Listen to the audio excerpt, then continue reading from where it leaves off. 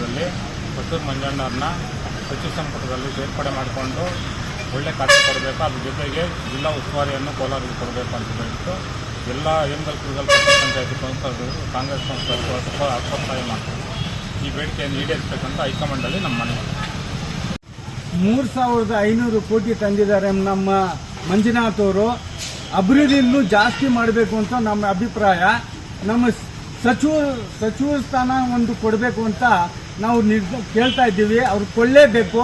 ನಮ್ಮ ಕುರುಗಲ್ ಹೇಮಗಲ್ ಪಟ್ಟಣ ಪಂಚಾಯತಿನಿಂದ ನಾವೆಲ್ಲರೂ ಸದಸ್ಯರೆಲ್ಲ ಸೇರಿ ನಾವು ಕೇಳ್ತಾ ಇದ್ದೀವಿ. ಅವ್ರಿಗೆ ಒಂದು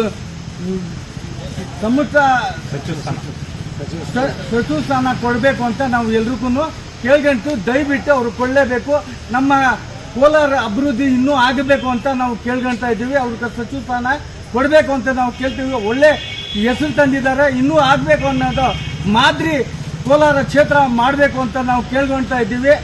ಇಷ್ಟು ನಾವು ಹೇಳೋದಕ್ಕೆ ಇಷ್ಟಪಡ್ತಾ ಇದ್ದೀವಿ. ಉಸ್ತುವಾರಿ ಮಂತ್ರಿಯಾಗಿ ಕೋಲಾರ ಜಿಲ್ಲೆಗೆ ಮತ್ತು ಅನುದಾನ 3,012 ಕೋಟಿ ಅನುದಾನ ಸಹ ತಂದಿದ್ದಾರೆ.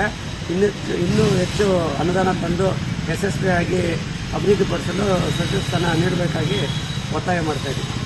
ಆ ಸಮುದಾಯದಲ್ಲಿ ಒಬ್ಬ ಶಾಸಕರಿರೋದ್ರಿಂದ ಅವ್ರಿಗೆ ಸಚಿವ ಸ್ಥಾನ ಕೊಡಲೇಬೇಕಂತ ನಾವು ಪಟ್ಟಣ ಪಂಚಾಯತಿ ಸದಸ್ಯರು ಮತ್ತು ನಾಮಿನಿ ಸದಸ್ಯರು ಎಲ್ಲ ಒತ್ತಾಯ ಮಾಡ್ತಾ ಇದ್ದೀವಿ.